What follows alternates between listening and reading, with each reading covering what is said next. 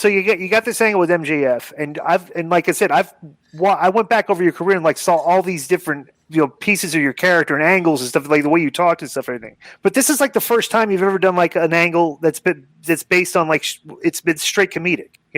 How do you like at some point? Where do you think, like, when I turn this on, when I turn this angle on, is it going to get like you're going to surprise me and it's going to turn serious?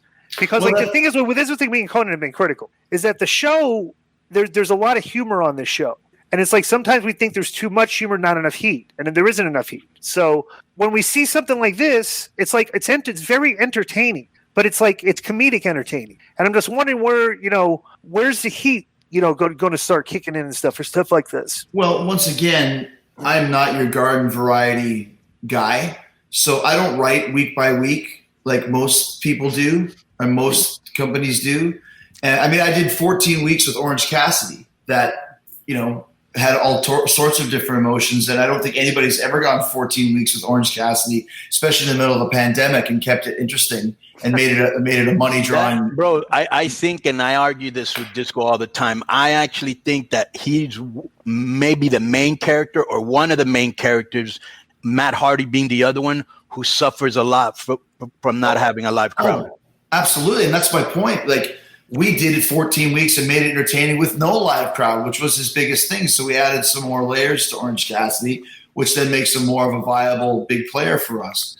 Just because I start a story, when did we start? I think at the end of beginning of October with MJF. When you guys drove up in the car, Tony was there. Yes, that was like 7 weeks ago, right? 6-7 weeks ago. Yeah, I mean that was the night after the pay-per-view with Orange Cassidy. So that could be, basically 6-7 weeks ago. So here we are 7 weeks in, and now MJF is in the inner circle. And, you don't know if we're going another month, another week, another 6 months. You have no idea what we have planned. And that's always the idea because, comedy, funny comedy is rare. I know how to do it, but I also know when to be serious as well. And that's why a couple of weeks ago when I was on commentary, MJF attacked me. No one saw that coming. We let them know this wasn't going to be a finger poke of doom. And then when we had the match, it was very serious until the finish, which you pretty much have to do that sort of Eddie Guerrero finish for where we're going. My feuds always have heat. They always have a beginning, a middle, and an end, and it's always planned out accordingly. Sometimes you might just have to wait, but isn't that what good storytelling is? Well, would you agree that on the rest of the show, you guys don't book a lot of heat? That's not up to me. I'm not the booker of anybody else. I'm the booker of my stuff. And I also learned here. Do you have that in your contract? Is this the first? Do you have creative control? Have you ever had that before? No, I don't have creative control. It's just that because creative respect, I guess. Well, I mean, just because I have ideas. Well, he knows what he's doing, bro. Yeah, obviously. If you have a guy, and that's how I work too. Right. If I have a guy that has ideas, go ahead and now edit it, or I don't need to touch it. I don't. And that's exactly right. And because I understand, like, there has to be big chunks. And I did it with the whole Moxley story. I did it with the whole Cody story. I did it with the whole Orange Cassidy and now with the whole MJF. So all of those stories, I think Moxley was 12 weeks and Cody was, 10 or 12 weeks. And we could have probably even gone longer with that one. But in order to encapsulate and have a story, there has to be ups and downs. And the original idea, the original connection with MJF and I is the comedic element because we're very similar characters. But don't think that this is going to be a doink and dink, finish. There's a lot more to it behind that. And the idea, once again, is to make everybody a bigger star coming out of it than they did going in. And I also am watching what are people enjoying? What are they seeing? They really love these elements with us. I mean, the thing that we did in Vegas, which Conan was there for, I mean, it's hilarious. I mean, it's like the dinner debonair. You've never seen a song and dance routine. And I get it. Some people are going to hate that, and that's fine. At this point in my career, all I'm about is entertaining and being creatively stimulated and not doing the same old. Plus, if you don't take a chance, you don't know if it don't work. How can you know if it doesn't work? You know what I'm saying? And I also came up in wrestling in 80s WWF. Right. Yes, we love Hogan and Andre. Yes, we love Steamboat and Savage. Don't forget, Steamboat and Savage was based all around George the Animal Steele, the most ridiculous character of all time. People forget that. But there was also, too, Harley Race and Jim Duggan fighting with a big giant salmon in catering and dumping punch bowls over each other. There's still Vince McMahon singing Stand Back with Hulk Hogan playing bass in the background. The Slammies. I love that stuff. I always did. And Vince loves that stuff. And that's why, let me try some stuff. Listen, song and dance routine, I wouldn't do that with anybody. That was MJF's original idea, by the way. The guy is a child prodigy. He's been singing and dancing since he was 5 years old. So I thought if there's ever a time to try it, let's do it. Are we going to do it every week? No. Is it something that people will always remember? Yes. I wish you would do it every week. I mean, you could. You know what I mean? So I've never been afraid to take a chance at these things because I'm really confident that if we commit to it and we be smart about it, and also my view of comedy is you always play it straight. WWE comedy is fart jokes. That's why a lot of that doesn't work.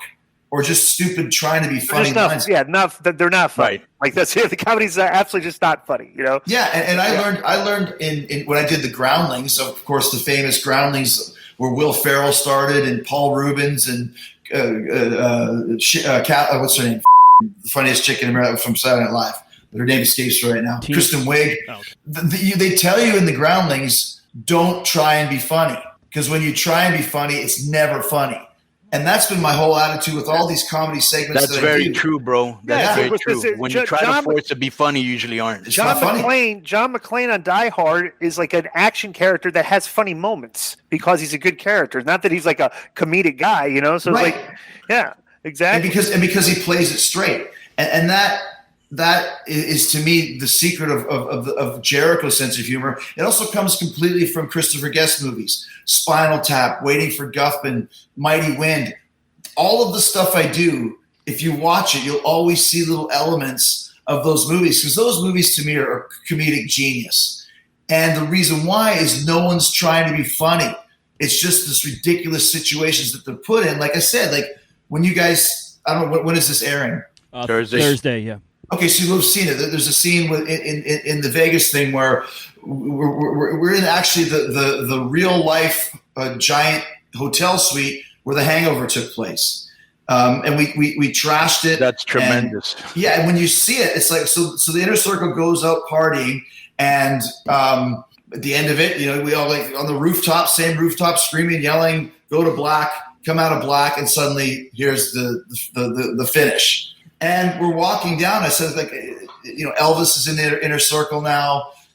Everybody's wasted. The place is trashed. And we walk past a room where Santana's throwing Funyuns at a bunch of chickens, like farm animals. Right. And just the way that we see the farm animals, and Elvis goes, "Who brought the farm animals, baby?" And I just look and I'm like, you know, I just don't even sell it because, of course, why wouldn't there be farm animals in here? It's not like, look at this, there's chickens. It's like you're taking one of Vamp's stories and making it real life. Exactly. And when you play it like your favorite movie, where you're just like, well, why wouldn't Elvis be in the inner circle? Right. Why wouldn't there be chickens everywhere? Why wouldn't Sammy Guevara have gotten married 3 times in the course of this night? Bro, when I saw you guys all standing there, I told you, I go, this looks very Las Vegas because you were all dressed, you know, like clubbing, right? Elvis was there, Piff was there, you know, and it just looked like something you'd see a bunch of bachelors. And then the great thing is, without having to say it, you know, you're actually in the same scene that from, what was that movie you just said? Hangover? From Hangover, where people are going to be like, oh, I remember that. You know what I'm saying? Without you even having to say it, subliminally it hits them. And that's my thing. So when you talk about too much comedy, guilty as charged. This is a lot of comedy going on. But I feel it's the right type of comedy because once again, it's like the Dinner Debonair, and you guys will get this. That's 100% the Blues Brothers. The Blues Brothers are having this intense conversation about how they're going to save the orphanage, and then suddenly they go to Ray's music shop to buy new instruments, and a huge giant song and dance, Shake Your Tail Feather breaks out. They're all into it. They're all dancing choreography, and as soon as it ends, the moment it ends, they just go right back to talking again. Right. That's funny to me. I think the only thing missing from that was the guy doing the backflips. So you got another book coming out, huh? Well, I mean, the thing is, it's funny because I just had my 30th anniversary. Let me ask you a question before you continue. Sure. Please tell me that somewhere in the book you slander and use vile and vehement language towards Glenn Gilberti. I actually don't. Here's the thing. You guys have been That's an admission of guilt for the previous 2 books where my name was maliciously slandered, so that you felt bad. You felt guilty, and now you decided not to put anything in this one. But what this book is, though, let me explain. This is the Keep It 100. I remember it's hard to get a word in edgewise. It's much better though when we can actually see each other. Right. That makes it a lot better. That's one good thing about the pandemic is everybody switched to StreamYard and Zoom, and it's actually more fun. It's much better. Right. So I had my 30th anniversary in the business. And I have kept a list of every single match I've ever had. Starting on October 2nd, 1990, I have it right over here. The exact piece of paper that I wrote, Pinocchio Alberta versus Lance Storm. I have that 30 years. Is that when you were Cowboy? Cowboy Chris Jericho. So I have every single match. So what I wanted to do was put it all together kind of like in a big, almost like a coffee table book, and release it as the complete list of Jericho. So what I did is that's the crux of it is the matches, and then I have Do you have description? Do you have our infamous what was it, Salina, Kansas? Salina, Kansas. Yeah. I mean, did you have that? But are there any notes on that, or do you actually? There's no notes that said that. No notes that said you fell on the way to the ring and killed all your heat. Right. Well, we did invent one of the best spots ever. With the drop down where I came up too fast and I tripped you and you went sliding out to the bottom rope outside the ring. I should use that again. I'm actually going to look it up right now. Not a bad spot, right? It's not a bad spot. I think the reason why it's not a bad spot, but we did it for real by mistake. I know, yeah.